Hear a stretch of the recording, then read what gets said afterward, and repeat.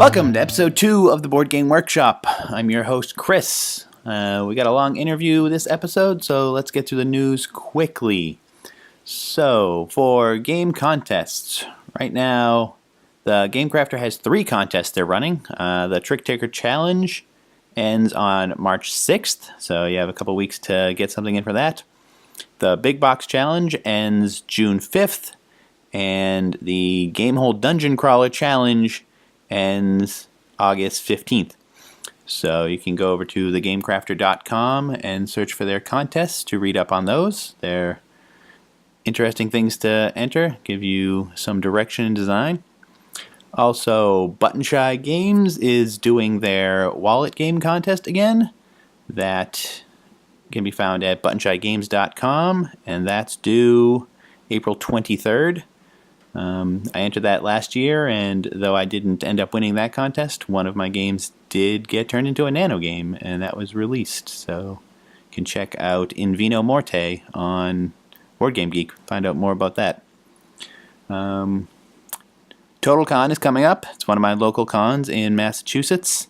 That's February 23rd to 26th at the Best Western Royal Plaza in Marlborough, Massachusetts.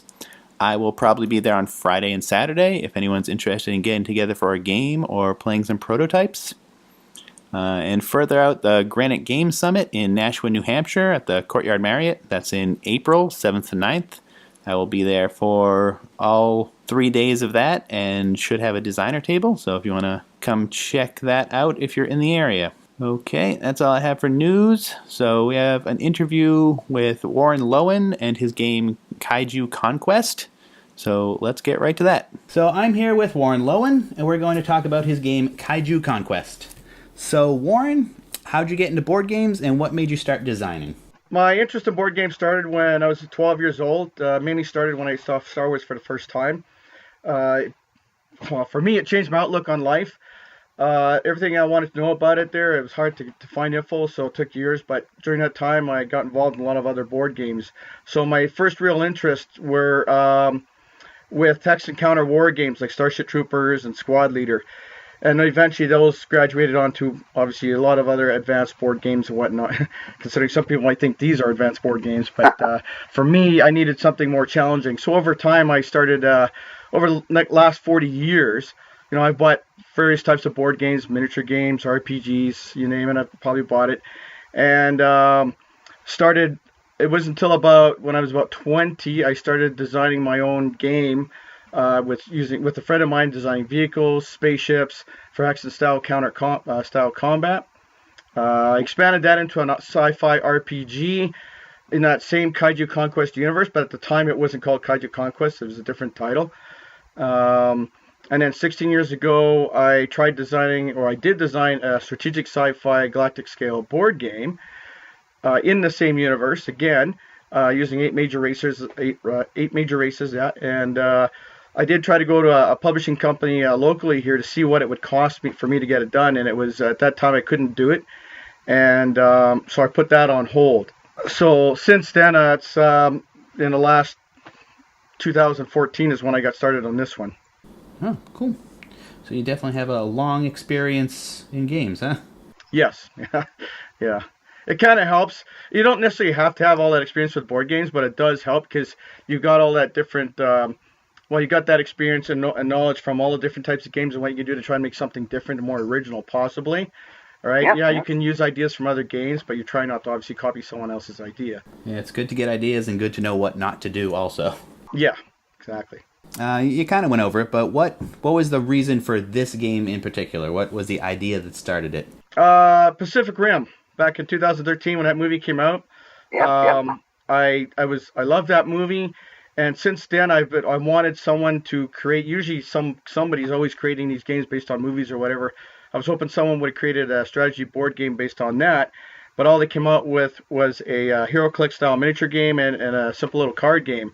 It wasn't what I was looking for, even though I do have those games, just to see what they were like.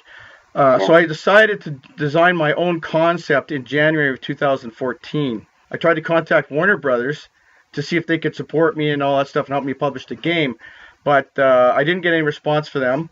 And during that time, I did a little bit more research on all that, so I decided to actually create my own game and save myself a lot of money and effort over, just trying to go through a publisher like that. Oh, definitely. Let's get into the game. You want to just describe it quickly for the audience?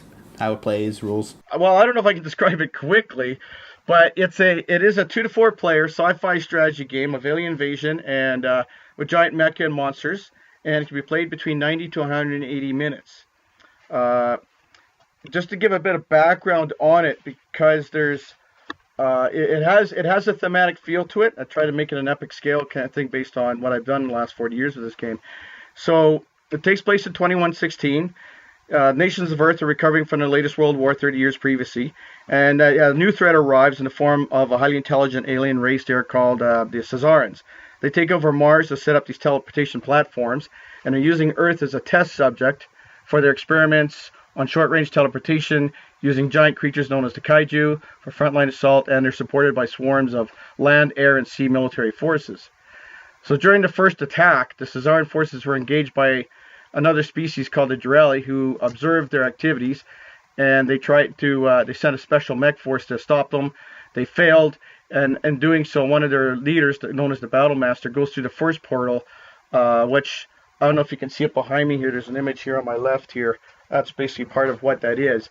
That was the first image created for it there, them going through the portal, and the Battle Master defeats the Thunder Dragon, gets damaged itself, gets rescued by the naval forces of Earth, and he makes arrangements there with the humans to build mecha to help support the United Nations reaction forces, the humans call themselves, to fight against the giant kaiju. So the board itself, the game board, it takes place around the Pacific Ocean. You got 16 major cities that are along the coastlines of both sides. They're beautifully illustrated cities there that my artist Becca TR has done for it. So it covers obviously only that part of the map. No, I was going to do the whole world at first, but I thought the further out I go to do the whole world, the less detail goes into the game, as it were. It's a lot simpler then.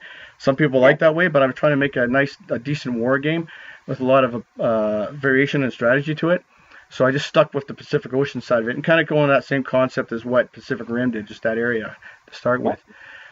So there is a training manual. It has the basic and advanced rules for it. And in the basic game, the objective is for the Caesaran forces to control and or destroy at least 12 city and land zones, as well as have at least 2 bases in play. And you have to do that before the end of turn 6. The humans just have to prevent them from doing it to win. And in the advanced version, it's based on victory points. So whoever has each turn, you calculate who has control of cities, land zones, bases in play, and how many enemy forces are destroyed. They have certain victory points for each of them.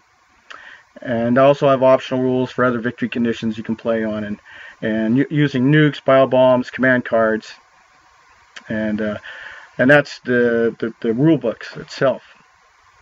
Cool. For the game components, I don't know if for that one there, because some people might be interested in this, it does have 8 types of mecha and 8 types of kaiju, and there's 20 cards of each, so there are doubles and triples of some of them. They are double-sided cards, so one side is for the basic game and the other side is for the advanced game, where there's some more extra abilities for those mecha and kaiju. So there's also the 16 target city cards, which the Caesaran player draws to determine what cities they go to. So they don't get to choose. It's randomly drawn, just to be fair for the human side, so that they have to go to those cities through the portals to assault and spread out from there each game turn. So there's resource cards that they draw each turn to determine how many units they get to keep coming in. Think of it as like high command saying this is all that's available to you, so this is all you can play for that turn. There's command tokens to benefit them in combat.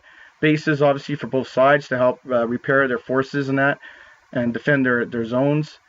Damage tokens when the cities, bases, mech, and kaiju get damaged.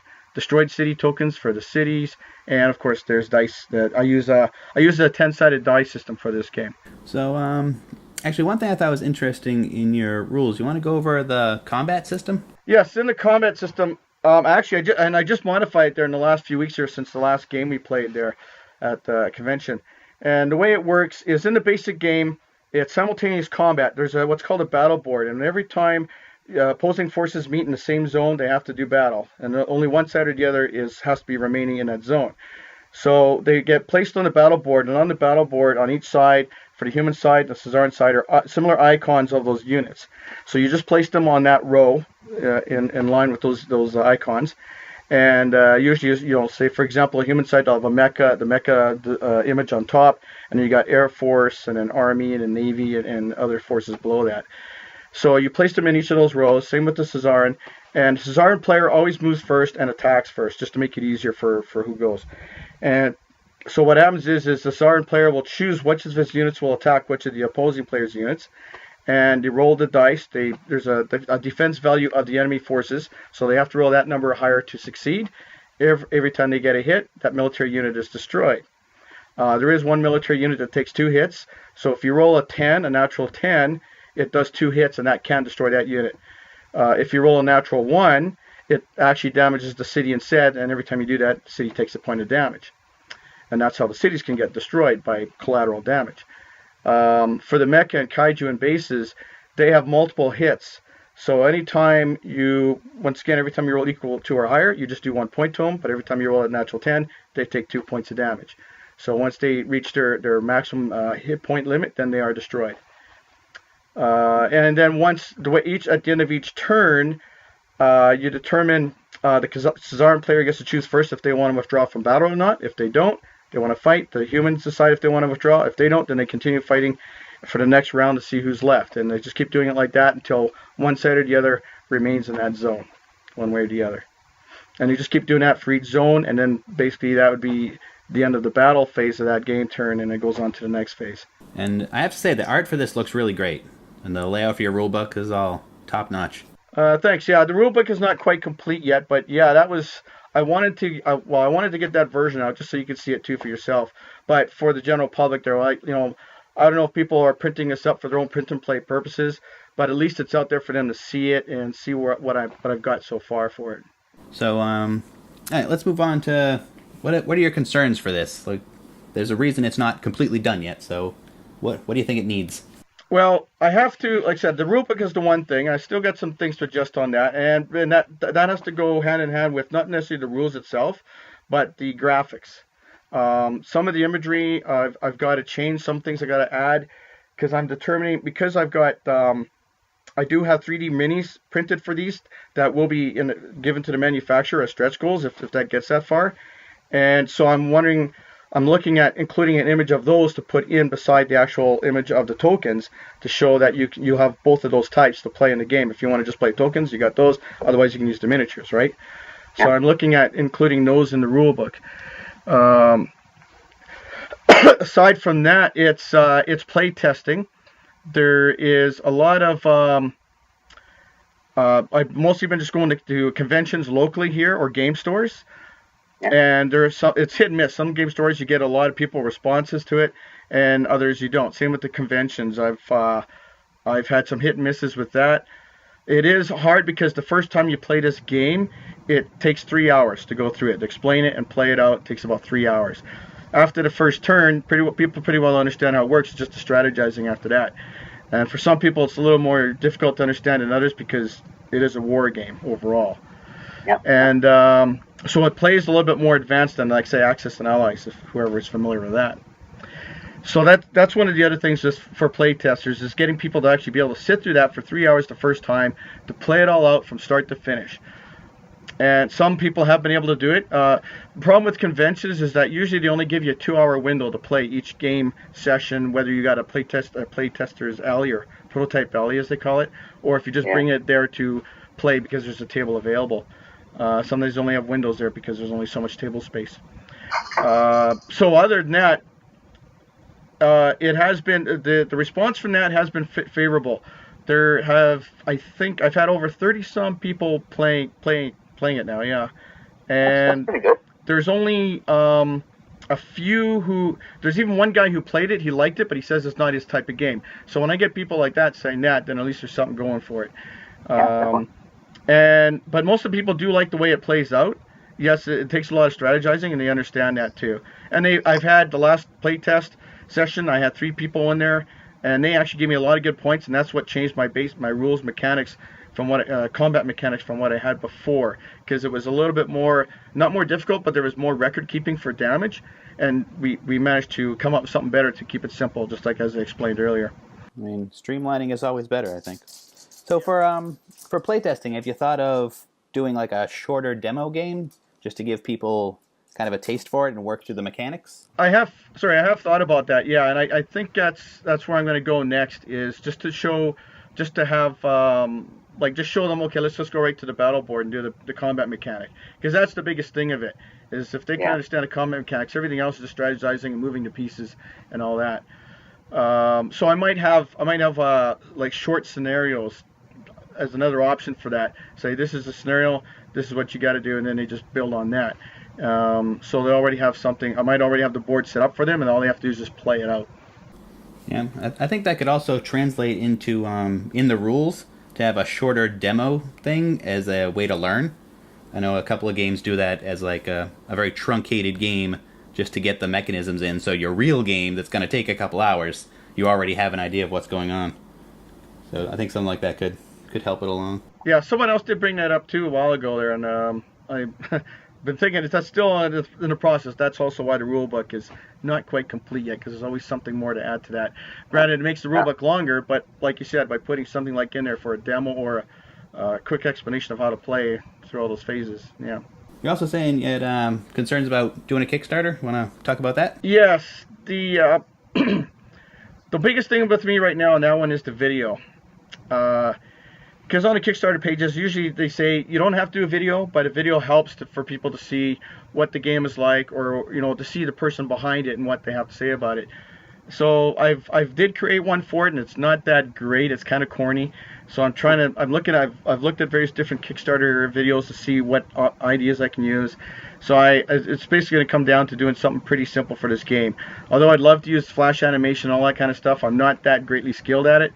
So I might just go with something simple and just have me explaining the game, having images or videos of when other people have played it, and just show that as part of that video. Yeah, I mean, in my experience, being honest is the best thing. Gets across to people. It doesn't have to be great quality. People seem to like, if you feel like you're really interested in your own game, like have the excitement, and then also keep it short, like more than 3 minutes, and people start to drift. So you really want, like, push your big selling points out, get some good images up there. And that's all you really need in the video, just trying to get their attention. And then later on, in the Kickstarter page, go into detail. You can have them see the print and play, have the rules download, anything like that. I mean, it's really about that first punch of an image to get people interested. Yeah, and what I'll probably do too is when I get a video done again there, I'm going to throw it out to my friends, family, or what have you, anyone who wants to look at it, let me know what they think of it and what can be improved or not, before I actually go to it, right? And then that's the other thing. The other thing with that is the stretch goals. I do have stretch goals for the minis I want to include in this, for the bases and the cities and the portals and whatnot. But it's just a matter of it comes down to laying it out on the Kickstarter page. I've looked at a lot of examples again there, and some people have some pretty good graphics in there and all that. The other thing is just trying to figure out the actual cost behind all that for each level and everything else, and how to make that work. I've got a general idea right now how it's going to work, but probably going to have to modify that by that time. Yeah, I mean, you definitely want to get your costs set in stone before you hit launch. I know a lot of people end up losing money on the shipping because they didn't factor in how complicated international shipping can be. Yeah, I've seen a lot of that, and that's one reason why, like, this game has been going on for almost 3 years now since I started it. But I had to keep delaying it because I wanted to get a more complete game before it goes to Kickstarter, so that by time, if it does succeed, or when it does succeed, I don't have to do anything more with it. I can just go right to the manufacturer and they can start working on it rather than spending another few months adding all these other little things here that weren't done yet. The art or graphics or rules or whatever. Well, I mean, Kickstarter's changed over the last couple of years. Nowadays, people really expect a finished game when you launch. They want to see the art. They want to see everything perfect. It's tough. Yeah. That sounds great. So, obviously, your future plans are to go to Kickstarter with this. Yeah. I assume after that you would go for retail distribution if you get funded and get enough to do a big print run? Yeah. So after it goes through Obviously, it's going to go through a manufacturer in China. Because I did go through, I did look at 4 or 5 of them there, and I found the best one in China there, of course. And so other than them, there might be distributors like through Amazon and locally, hopefully at a retail store, if they'll take it. And if not, I'll be selling them individually, I guess, as at conventions and what have you, whatever it takes, right? And that's the other thing too, is because for some of these manufacturers, you have to have a minimum amount of units that they will only work with, right? So usually 1,000 is the average. So you got to think about that. If I'm going to do 1,000 print run, then I'm hoping I can at least sell 50% of them at least right off on Kickstarter, and the other half at Flop More, store somewhere. Usually, they got all those storage facilities now. There's a lot of things you can work out with the manufacturer too for storage here, apparently.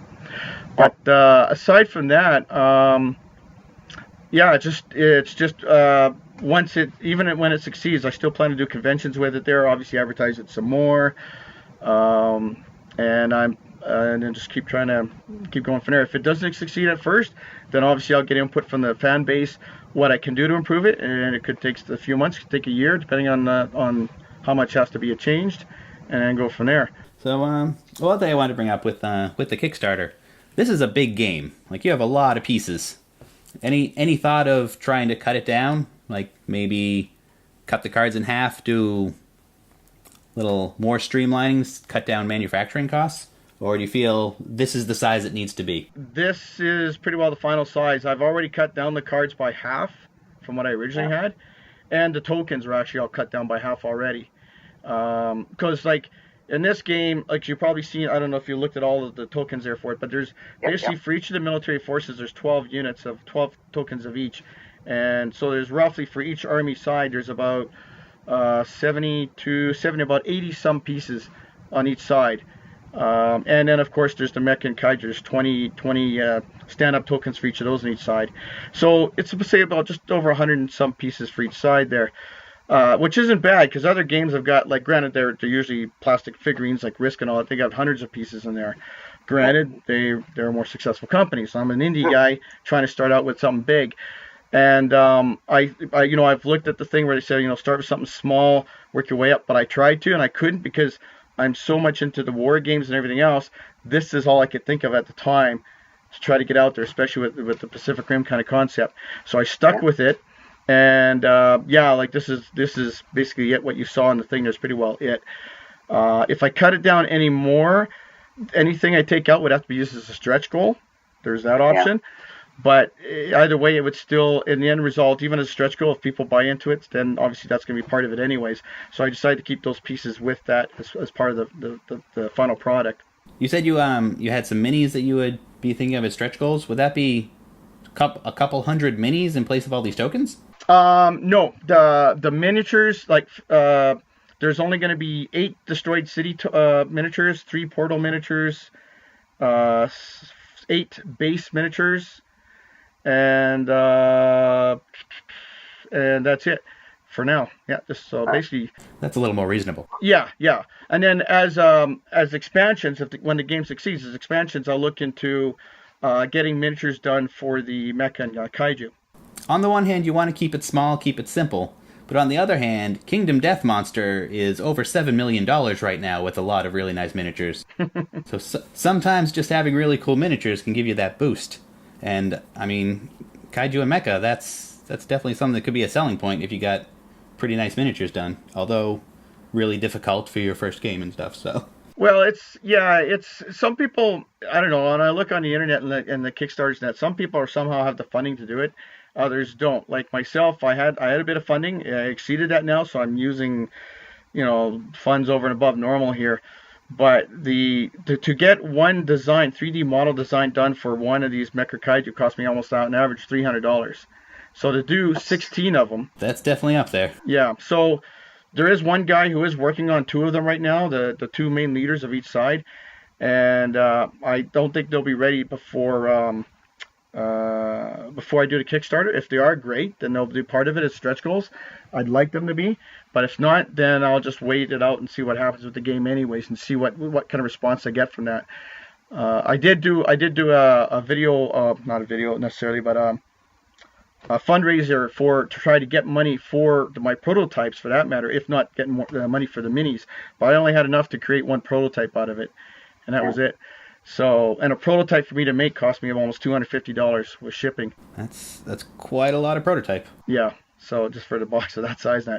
And I've made the box big enough so that when miniatures do come out, you can fit everything in there reasonably. Because some games you get, once you take it all apart and everything else, now you're trying to figure out where to store it all in that box. Yeah. And this one's big enough to actually fit all of them if I had actual minis done for all of them there. So that's the idea, is to have it already the right size when I do expansions for it. Well, it sounds very exciting. Definitely wish you luck with that. And when you do get the Kickstarter up or any future news, let us know, and I'll post something on the website, assuming that this podcast is still alive. And so we're almost out of time, so just anything else you want to promote?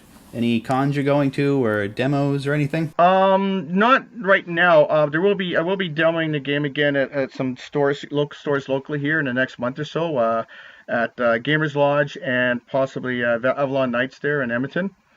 I've also been playtesting a new card game I created, which takes place in the same universe, and that's been played several times so far, and people are liking that one.